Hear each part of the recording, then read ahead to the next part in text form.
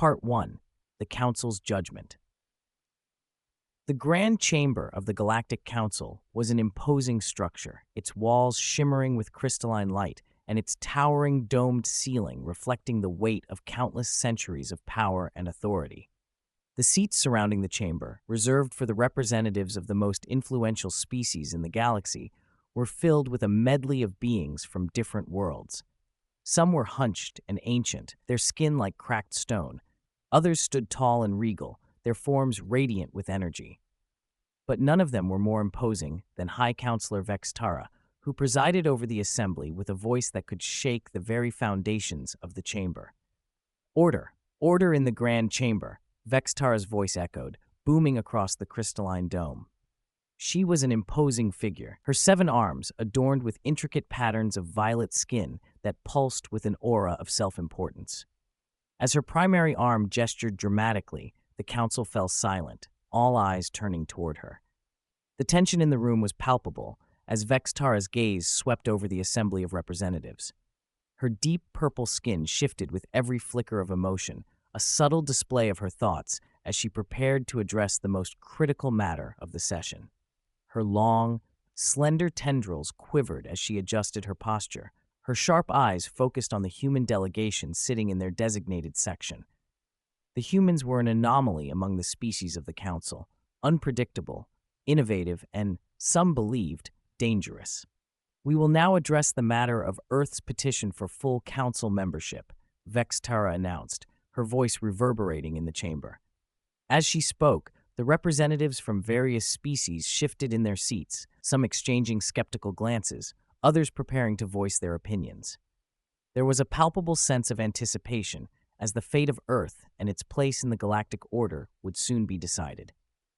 I, Ambassador Krill Nova, had been observing the proceedings from my vantage point in the observation pod, suspended high above the council chamber. My position, granted by the esteemed Nova Federation, afforded me an ideal view of the unfolding drama below. As an ambassador to the council, I had seen many petitioning races, but this session would be different. The humans had been the subject of close scrutiny for the past 300 cycles, and their recent advancements had put them on the council's radar in a way no other species had managed before. My sensory tendrils tingled with anticipation as I awaited the judgment that would soon be passed down upon them. I had followed Earth's rapid rise through the cosmos, noting with both admiration and concern their ability to adapt and innovate at an alarming rate. They had mastered spaceflight in mere decades, developed faster-than-light travel, and displayed a remarkable ability to thrive in environments once considered hostile. But with all their potential, there was one thing that set them apart from the rest of the galaxy. They were unpredictable. The human delegation, seated with an air of quiet confidence, exuded an aura of calm that was almost unsettling. Trade Minister Bryn Calloway, their chief representative, sat at the front of their section, her posture relaxed and open. She seemed unfazed by the scrutiny of the council. Her lips curled into a slight smile as she exchanged casual conversation with her fellow delegates. I noted the oddity of it. Who smiles during a council judgment? This was not the reaction I had expected. Surely, they were not naive enough to think their petition would be accepted without resistance. Vextara's voice cut through my thoughts as she continued. "The Council has reviewed Earth's petition extensively, and we find your civilization wanting." The words sent a ripple of murmurs through the chamber, and I saw several of my fellow ambassadors exchanging knowing glances. It was clear that this decision had already been made. The Council had never taken kindly to such rapid advancement, particularly from a species as unpredictable as humans. Earth's request for full membership would not be granted. "Your species," Vextara continued, her tone now dripping with condescension, "has shown an alarming rate of technological growth. You achieved faster-than-light travel a mere few decades after mastering spaceflight. Such advancement is concerning." A gasp echoed through the chamber, and I felt a shiver of discomfort. While Vextara's words were not new, the weight of them had shifted. Her statement wasn't just an assessment, it was a condemnation. At that moment, Trade Minister Calloway's voice rang out, carrying clearly across the chamber. Would the council care to elaborate on its findings? Her tone was light, almost conversational, but I could sense the sharp edge beneath it. She had not flinched. In fact, she smiled, the same irritatingly calm smile that now seemed out of place in this tense environment. You mentioned our pace of technological advancement, she continued, but I believe the word you're looking for is impressive. Several council members gasped, exchanging looks of disbelief. Never before had anyone dared to speak so directly to the High Counselor, let alone challenge her assessment. But Calloway's demeanor remained unshaken, her confidence almost maddening in its calmness. Vextara's skin pattern darkened to an even deeper shade of purple. Her anger was palpable. "You dare question the council's assessment?" she hissed, her voice like a venomous hiss as her tendrils wreathed in agitation. "Your species displays alarming levels of adaptability and military potential. The Council cannot risk admitting a species with such dangerous capabilities into our ranks. We cannot allow Earth to disrupt the delicate balance we have spent eons establishing." As I looked down at the human delegation, I noticed something unexpected. Trade Minister Calloway was still smiling. Despite the severity of the situation, her expression remained one of quiet confidence, as though the judgment of the Council were of little consequence to her. It was as if she already knew the outcome and, more importantly, had a plan to deal with it. I glanced at Council Member Zix Farah, known for her moderate views, and saw her shifting uncomfortably in her seat. She opened her mouth to speak, but Vextara cut her off with a wave of her primary arm. "The decision is final," the High Counselor declared. "Earth's petition for full membership is rejected." The chamber erupted into a chorus of surprised chatter, but Vextara was not finished. She raised her voice above the noise, her words cutting through the murmurs like a blade. "Moreover," she continued, "the Council hereby restricts Earth's expansion to their current colonial holdings. Any attempt to establish new colonies or trading posts will be considered an act of aggression." The shock in the chamber was palpable. The decision was more than just a rejection of Earth's petition. It was an outright containment order. The humans, whose technological advances had once inspired awe, were now to be contained, monitored, and kept at a distance. They were no longer seen as an asset, but as a threat. As I watched the reaction of the human delegation, I fully expected an outcry, perhaps even outrage, protest, or veiled threats. After all, this was a decision that would dramatically alter their trajectory in the galaxy. But to my surprise, Trade Minister Calloway only laughed. She actually laughed. The room fell silent as she stood, her confident smile never faltering. "Thank you for this enlightening session," she said, her voice carrying through the chamber. "Earth appreciates your candid assessment." She paused, letting the words settle before continuing. "And on that note," she added, "we hereby withdraw all diplomatic presence from Council space, effective immediately." The chamber gasped in disbelief. This was a move unlike anything the Council had seen before. No one had ever dared to withdraw from the Council in such a way, especially after a rejection. But there was something more unsettling in Calloway's demeanor. She wasn't upset. She wasn't protesting. No, she was pleased, satisfied even. "One more thing," Calloway added, already turning to leave with her team. "You might want to check your trading algorithms," she said, her smile growing even wider.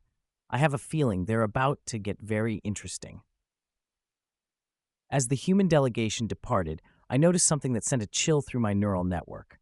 They weren't walking like rejected petitioners. They weren't walking in defeat. No, they were walking like people who had just won a game, like people who had been playing a game no one else knew they were playing. Vextara recovered quickly, her skin pulsing with authority as she turned back to the Council. "Let the record show that Earth has chosen isolation," she declared, her voice cold and firm. "They will learn the cost of defying Council wisdom." But as I watched Council Member Zix F discreetly checking market projections on her datapad, I couldn't help but wonder who would be learning what lessons. The human response had been too prepared, too confident. In all my years of diplomatic observation, I had learned one crucial thing about humans. They were always planning something. And judging by Trade Minister Calloway's smile, this plan had been set in motion long before today's rejection. I activated my private rest order, speaking softly to myself. Note, recommend immediate review of all human trading patterns for the past 5 cycles. Something tells me we've missed something obvious. And knowing humans as I did, I had a sinking feeling that by the time we figured it out, it would already be far too late. Part 2. The First Signs of Trouble. The council chamber buzzed with a strange energy as the human delegation stood and calmly filed out of the room. The shock of the High Counselor's rejection still hung thick in the air, but the humans, led by Trade Minister Bryn Callaway, were the picture of composure. The usual post-rejection tensions among delegations were entirely absent. If anything, their calmness made the rejection feel all the more disorienting. Earth's withdrawal was met with an uncomfortable silence that clung to the room, as if the council could not quite process what had just transpired. I, Ambassador Krill Nova, had observed the human delegation for several cycles, but this moment felt different. There was something in the air, an odd sense of finality, as if the humans had anticipated this outcome and had already calculated their next move. They did not retreat in defeat, as others might have. They walked away with their heads held high, as though they had won something more valuable than a seat at the table. The sight left a cold sensation running through my tendrils, an uncomfortable shiver that I could not shake. The moment Trade Minister Callaway passed through the chamber doors, I felt an urge to follow, to learn more. But the council members were too wrapped up in their shock to notice me. Instead, I remained behind, watching the aftermath of Earth's sudden departure unfold in real time. I shifted in my observation pod, the slight hum of the chamber's system buzzing in my ears. I replayed the events in my mind, each word spoken by Callaway, each inflection of her voice, each casual gesture as she made her departure. She was different. She knew something. A thought nagged at me, growing stronger by the moment. Callaway had made a cryptic remark right before leaving, a comment that, at the time, I had dismissed as another expression of human arrogance. But now, as the shock began to subside and the weight of her words sank in, I could feel the dread creeping in. "You might want to check your trading algorithms," Callaway had said, her smile widening with the sort of confidence only someone who held all the cards could display. The words echoed in my mind. Check your trading algorithms. There was a subtle warning in her tone, and yet it hadn't struck me as something urgent at the time. But as I pondered it further, the full implications began to hit me. Callaway wasn't just walking away from the council's rejection. She was signaling the beginning of something far greater, something far more dangerous. She was planting a seed, a calculated hint about Earth's next move, something that would come to pass long after the council had dismissed them as irrelevant. I had spent countless cycles observing humans. I knew how they thought, how they maneuvered, and how they built their strategies. But this was different. The human race had always been unpredictable, a force of chaos in an otherwise orderly universe. And now I was beginning to suspect that Earth's withdrawal from the Council wasn't an impulsive decision or a tantrum, as some had suggested. No, it was a carefully orchestrated maneuver, an act that had been planned long before the rejection was even made official. I felt a wave of unease. My sensory tendrils tingled, sending sharp currents of anxiety through my neural network. There was something in the way Callaway had spoken, something in the way she had left, something that told me Earth was not walking away from the Council in defeat. They were walking away with a purpose, and that purpose was far beyond what the Council had ever imagined. As I sat in the observation pod, the weight of my thoughts pressed down on me. What if they already knew? What if the humans had anticipated this rejection and used it as the perfect opportunity to spring into action? The thought was chilling. I activated my communication panel, my voice barely a whisper, as I issued a private order. Begin reviewing all human trading patterns over the last 5 cycles. Focus on market trends, algorithm changes, and any anomalies that could indicate a broader strategy. It was a precautionary measure, though I feared it might already be too late. Earth's methods were rarely transparent, and their quick adaptability had always made them hard to predict. But this time, it was different. Something far more complex was brewing in the background, and I feared the Council was already too far behind to catch up. As the Council continued to debate the details of Earth's rejection, I couldn't shake the sensation that we had miscalculated.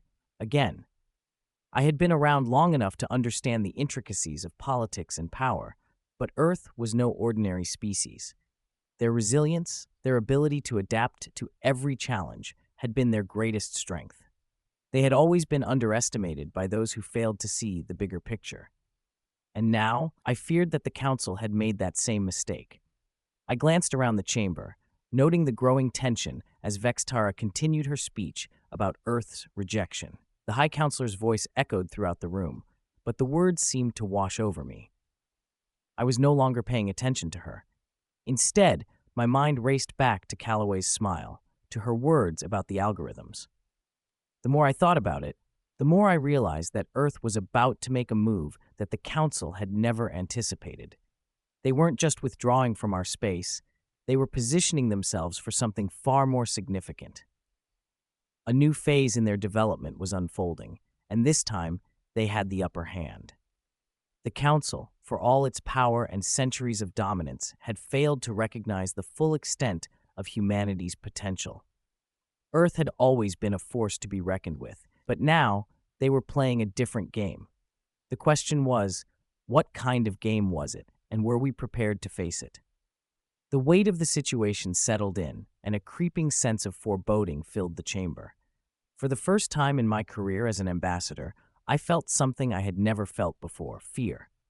And it wasn't for the immediate future, but for the long-term consequences of Earth's actions. The Council had made an enemy of a species that was far more resourceful and capable than we had ever given them credit for.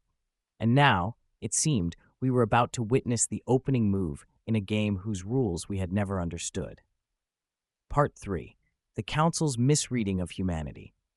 The Council's dismissal of Earth's growing influence in the Outer Rim was swift and decisive, but to me, it was growing clearer by the cycle that something far more significant was unfolding. I had watched, in silent alarm, as human corporations rerouted trade away from the established routes controlled by the Council, quietly building a network in systems previously ignored or deemed too undeveloped for serious commerce. At first, the human push into these systems had seemed like a small maneuver, an isolated bid for resources, perhaps a temporary expedient. But as I examined the data, I saw that these were not isolated actions. These were the first stages of something much larger, the creation of a new infrastructure, one that would bypass the Council's economic control altogether. Massive space stations had begun to spring up in the Outer Rim, sprawling hubs capable of handling the vast amounts of trade that had once gone through Council-controlled systems. These stations were efficient, highly automated, and equipped with advanced systems far superior to anything the Outer Rim had seen before. They were designed to support high-frequency trade with minimal delays, and most importantly, they operated outside the Council's regulatory framework. I had shared these findings with the Council, but the response I received was frustratingly predictable. "It's just a temporary effort," Ambassador Krill Nova, High Counselor Vex Terra had said dismissively, her voice echoing in the chamber. "The humans are simply posturing. They cannot sustain this. Their resources are limited, and their understanding of trade is still primitive. Their infrastructure, as you claim, is a distraction, a tantrum from a species desperate for attention." I had pushed back, projecting evidence of these human-built stations' success, the rising trade volume in the outer systems, and the increasing number of colonies signing deals with Earth-based corporations. Yet I was met with skepticism and outright disbelief. "They are simply using flashy technology to impress the weak," another council member had muttered, barely glancing at the data. "It won't last. We've seen this kind of thing before with other species." The words stung, but they revealed the root of the problem. The Council had already decided that Earth was a distraction, a species of wildcards who would soon fail to deliver on their ambitious promises. They saw the signs of rapid change and thought it was just another phase, another human flash of brilliance followed by inevitable collapse. The Council failed to recognize the deeper implications of what was happening. To them, Earth was still a relatively young player in the galactic arena, and their unpredictable nature was a source of amusement, not concern. But I saw what they couldn't, or refused to, understand. Earth wasn't just acting in fits and starts.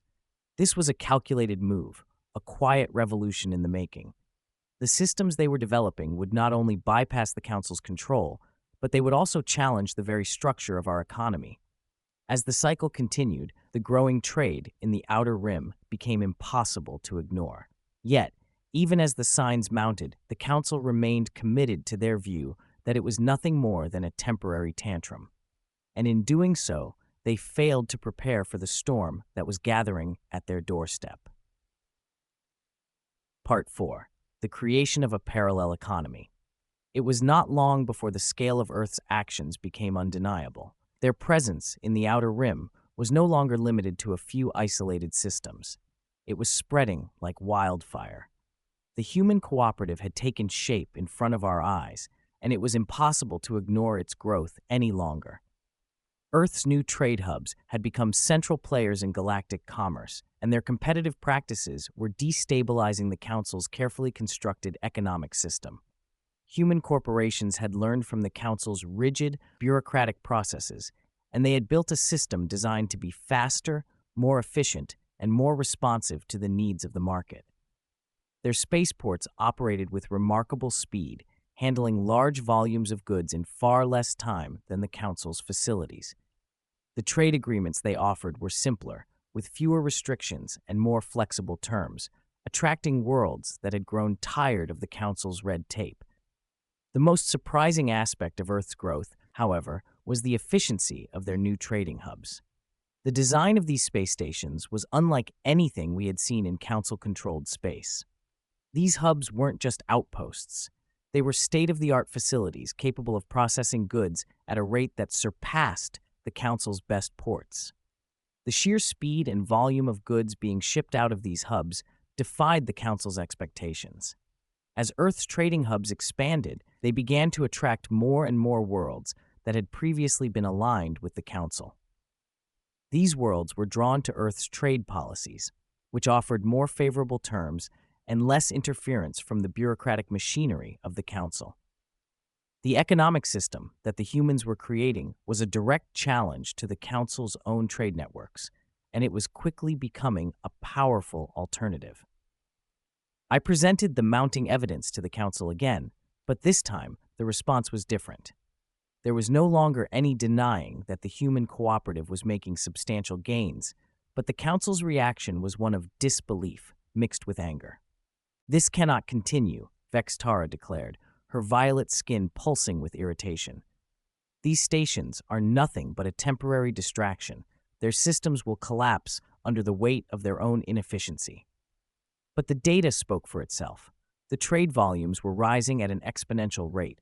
Council-controlled systems were seeing an increase in exports, but it was no longer going through Council ports. It was flowing through the human-operated stations in the Outer Rim. And as more worlds signed trade agreements with Earth, the Council's once unquestioned control of galactic commerce was slowly, steadily being undermined. "We cannot allow this," one of the more moderate Council members said. "If this continues, we risk losing our economic foothold completely." The Council's response to Earth's growing power was predictable. They scrambled to impose sanctions on Earth's trading partners, hoping to curb the cooperative's rapid expansion. But instead of retreating, Earth's response was a sharp, mocking rejoinder. Trade Minister Bryn Calloway, in a video broadcast across the galaxy, addressed the Council's sanctions with a confident and calm smile. "Thank you for helping us focus our efforts," she said. "Your decision has only made our next steps clearer.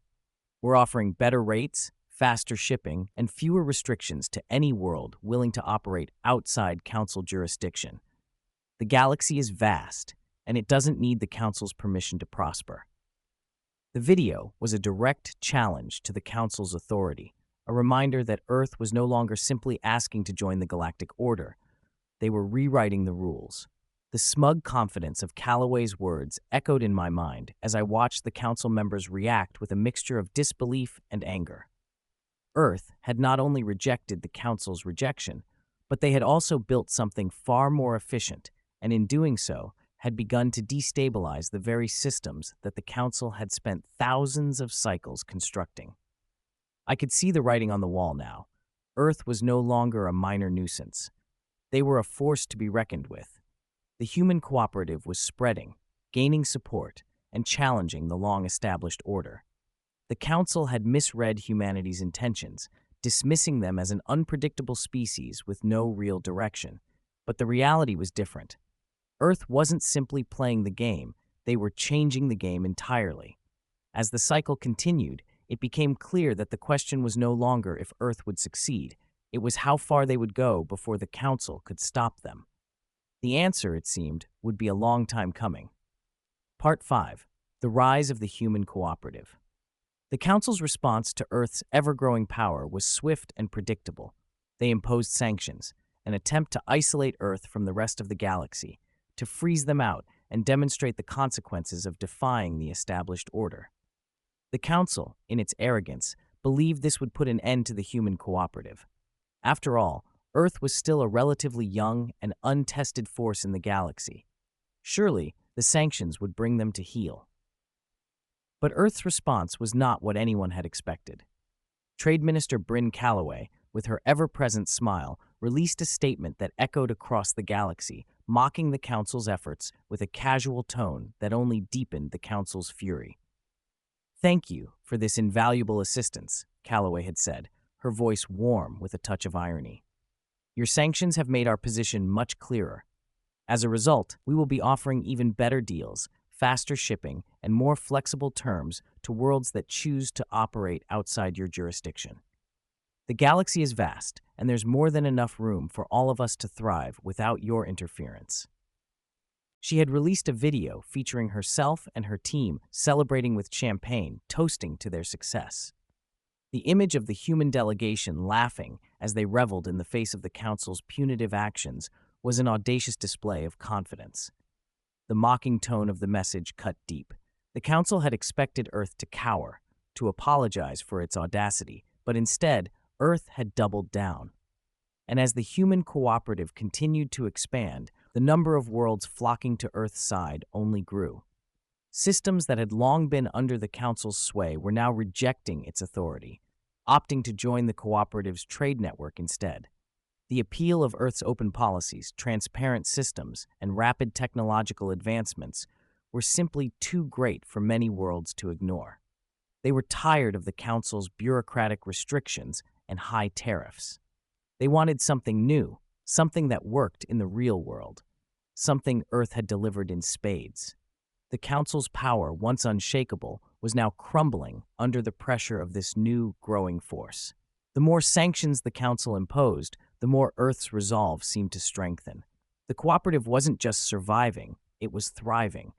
Earth's network of trade routes, free of the Council's interference, was quickly becoming a major force in the galaxy.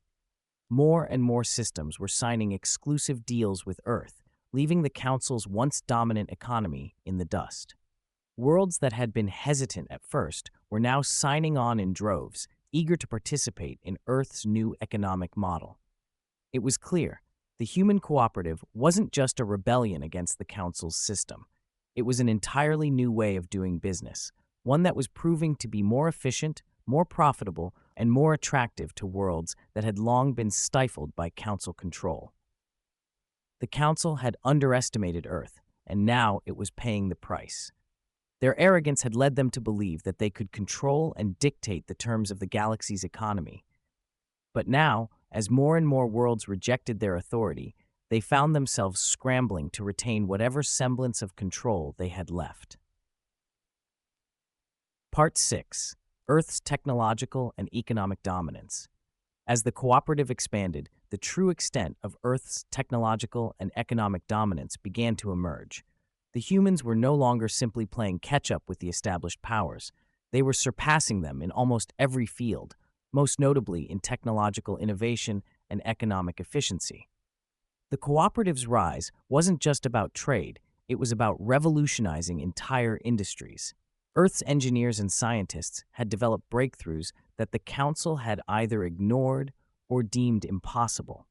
Their advancements in space infrastructure were second to none, and they were sharing their knowledge freely, offering to assist any world that joined the cooperative. Perhaps the most astounding of these developments was the unveiling of Earth's revolutionary space station, the Nexus Hub at Proxima Centauri. This was no mere trade station. It was an entirely new concept in space commerce. It was sleek, streamlined, and could handle more cargo in a single day than the largest Council spaceports could manage in a month. It was fully automated, using advanced AI systems to manage logistics and trade routes with an efficiency the Council could only dream of. The Nexus Hub wasn't just a marvel of engineering. It was a symbol of everything Earth had achieved in just a few short cycles. It was built faster than anyone thought possible, using nanomaterials and techniques that had been developed in Earth's private research facilities. It seemed to materialize out of nowhere, and its construction was a testament to the human's ability to execute large-scale projects with unmatched speed and precision. The Council's monopolies began to crack under the weight of Earth's innovation. They had long held a near-total control over faster-than-light travel, resource extraction, and trade networks. But now, Earth was breaking into every sector, introducing new technologies that rendered Council systems obsolete. One such breakthrough was Earth's new nanom mining technology. Using small, highly efficient drones, Earth had revolutionized the mining process. These drones could extract resources with minimal environmental impact, reducing the need for destructive, large-scale excavation methods. The process was faster, more efficient, and most importantly, sustainable. The Council's mining conglomerates, which had been running on outdated and environmentally harmful techniques, were left scrambling to keep up. I had seen this technology in action, and it was unlike anything the Council had developed in centuries. The efficiency with which Earth could now harvest resources from asteroids, moons, and planets was staggering. The cooperative had found a way to balance growth and sustainability, something the Council had never managed to do. The Council members were visibly rattled as more and more of Earth's innovations were unveiled.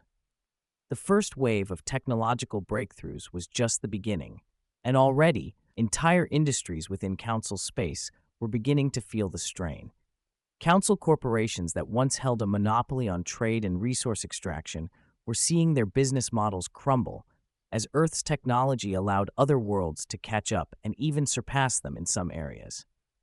Yet, despite the mounting evidence that Earth was now leading in technology, the Council remained in denial.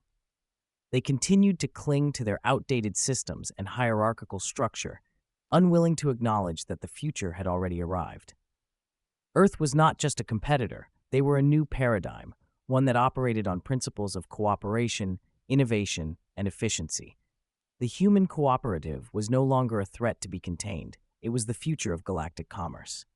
As I watched the Council's reactions, denial, frustration, and helplessness, it became clear that Earth had won. They had outpaced the Council in every conceivable way, and the galaxy was taking notice. The cooperative wasn't just growing, it was flourishing, and the Council could do little but watch as their once unquestioned dominance faded into irrelevance. Part 7. The Alliance's Bold Moves. The humans had already proven that they were more than capable of breaking the established order with their economic strategies, but now Earth was taking aim at the very infrastructure that had allowed the Council to maintain its control over the galaxy. It began with the announcement of the Liberation Protocol, a bold and audacious move that sent shockwaves throughout the galactic community. The Liberation Protocol was nothing short of a technological revolution.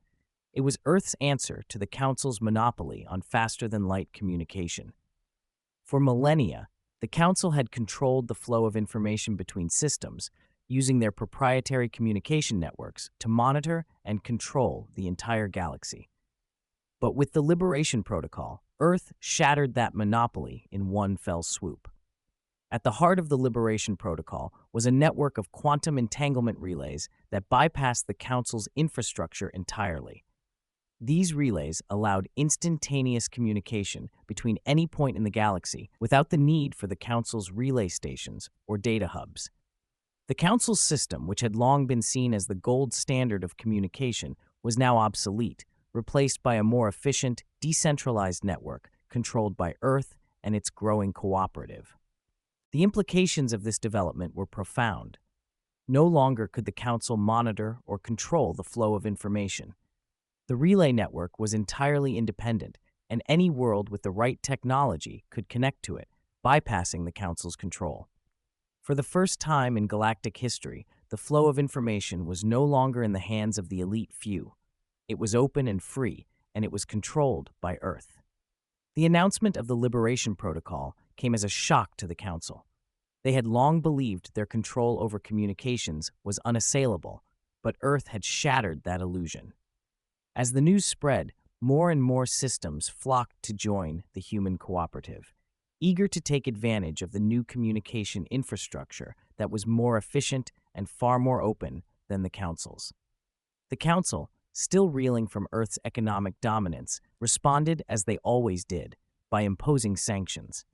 They tried to block access to Earth's new relay network, but their efforts were in vain. The more they tried to restrict Earth's influence, the more the cooperative grew. Earth's allies, now organized and strengthened by the newly established communications network, defied the sanctions and found ways to continue their trade and cooperation with Earth. Rather than isolating Earth, the Council's sanctions had only served to further unite the worlds that had joined the cooperative. Earth's growing influence was now cemented, not only through its economic and technological power, but through a bold act of defiance against the very foundation of the Council's control. The Liberation Protocol had given the cooperative the means to grow faster, more efficiently, and in ways the Council could not anticipate. With each passing cycle, the cooperative gained more ground. The Council's infrastructure, once the bedrock of its dominance, was now irrelevant. Earth had created a new system, one that was decentralized, open, and completely independent of the Council's grasp. And as the new communications network continued to expand, more worlds flocked to the cooperative, eager to be a part of something that wasn't shackled by the old order. The Council was losing its grip on the galaxy, and there was nothing they could do to stop it. Part 8. The Final Defeat of the Council. It had been a long time coming, but now the Council's fate was all but sealed. What had once been an unthinkable reality was now undeniable. Earth and the cooperative had become the dominant force in the galaxy. The Council, once the unquestioned center of galactic authority, had been reduced to a powerless relic of a bygone era. As more and more worlds joined the human cooperative, the Council's ability to influence the galaxy dwindled. Former Council members, seeing the writing on the wall, began to defect to the human-led United Systems Alliance. These were not insignificant members. They were the core powers of the Council, the ones who had once stood at the height of galactic governance. And one by one, they abandoned the Council, offering their support to Earth's vision of a united, cooperative galaxy. The defections were more than just political. They were a reflection of the growing shift in the galaxy's power dynamics. Entire sectors of the Council's political and economic infrastructure had fallen apart. The once feared influence of the Council had crumbled, unable to withstand the tide of change brought by Earth's rise. In the midst of this chaos, Trade Minister Bryn Calloway stood before the galaxy, addressing a coalition of former Council members, rebellious worlds, and newly aligned powers. It was a moment of finality, and the message she delivered was clear. Earth had won. The United Systems Alliance, Calloway proclaimed, her voice confident and commanding, is not just a new political entity, it is the future. We stand for cooperation, innovation, and freedom. We reject the old ways of division, control, and stagnation.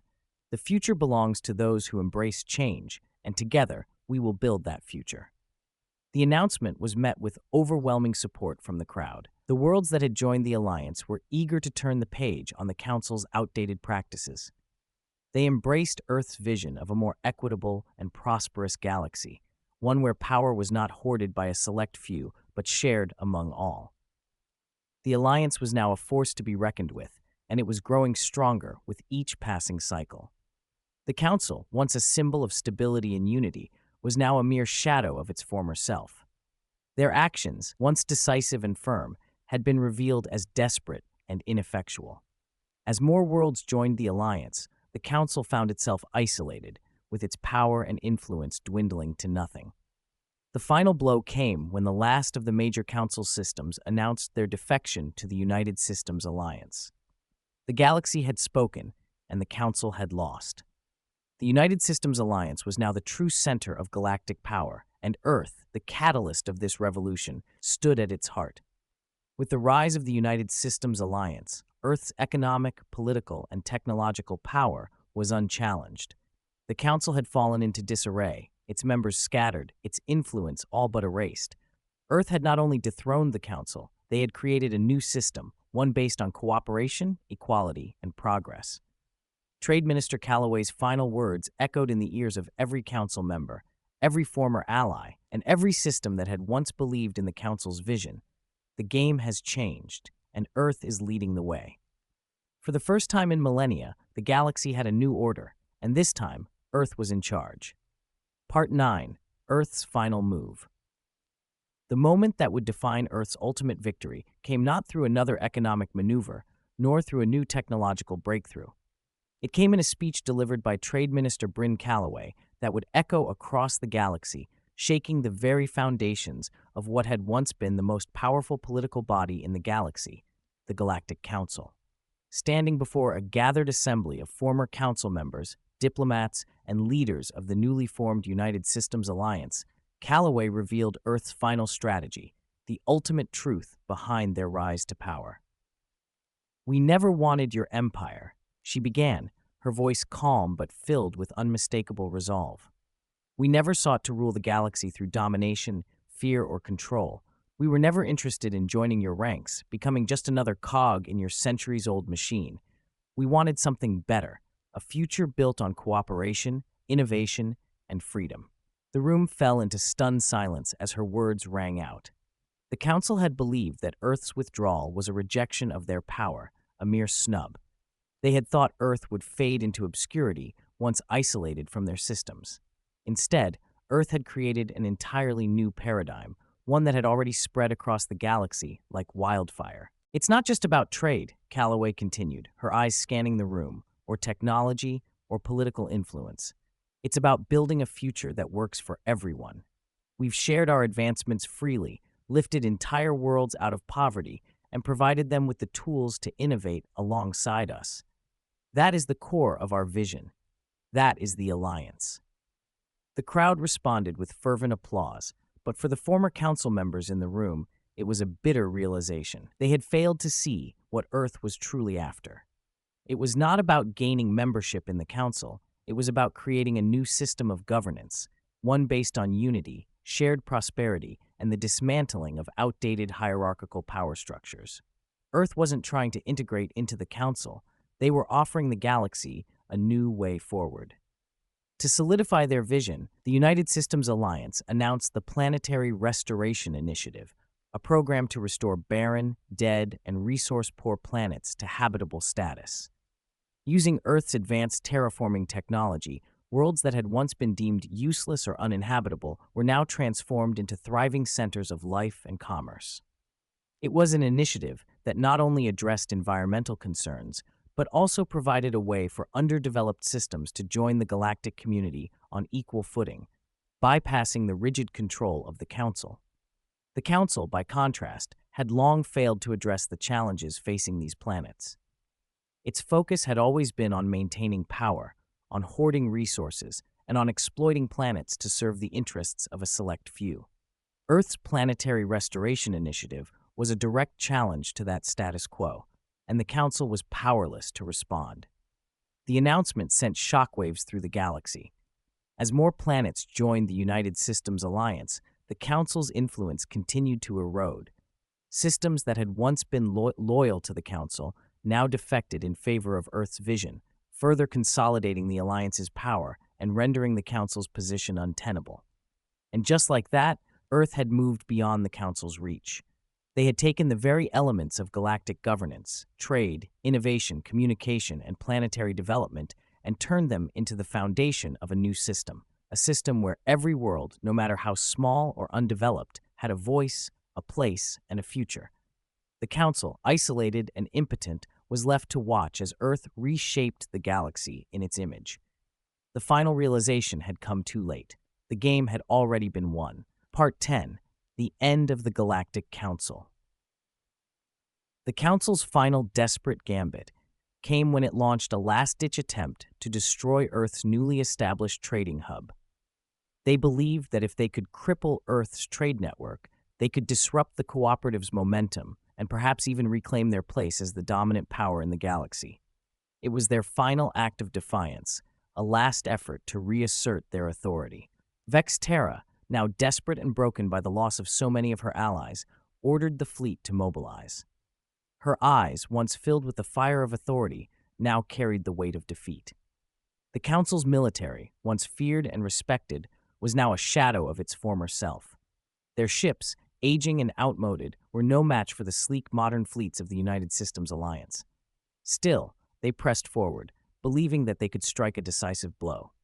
What they didn't realize was that Earth's military had grown just as quickly as their economy. The United Systems Alliance fleet, composed of thousands of ships, ranging from colossal warships to civilian trade vessels now converted into defensive platforms, waited in the wings. They had prepared for this moment. As the Council fleet neared Earth's trading hub, they were met with an overwhelming response.